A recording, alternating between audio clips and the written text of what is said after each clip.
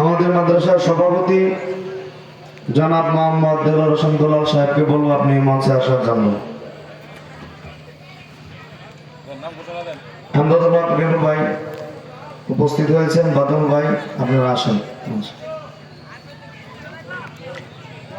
এখন পাখি নেবেন মোহাম্মদ মাহফুজুর রহমান ফজলে রাব্বি, বাড়ি বরসভা নামাপাড়া, পিতার নাম মতিউর রহমান। দ্বিতীয় নম্বর সাব্বির, পিতার নাম হারিস মিয়া, গ্রাম বীর আহমদপুর।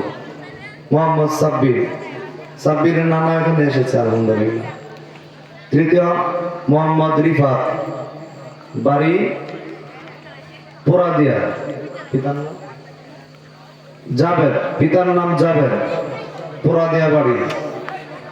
আল্লাহ তাআলা এই তিনজনকে কোরআনের খেদমত করার, সারা দেশব্যাপী কোরআনের খেদমত করার তৌফিক দান করেন, আমিন।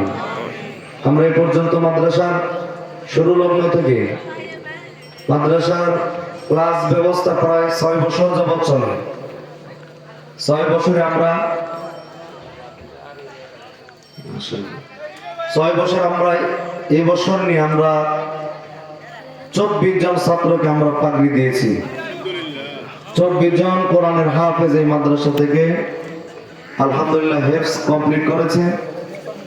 আল্লাহ তাআলা যেন সকলকে দ্বীনের জন্য কবুল করেন, বলেন আমিন। আমরা যারা এখনো রাস্তার মধ্যে দাঁড়ায় আছি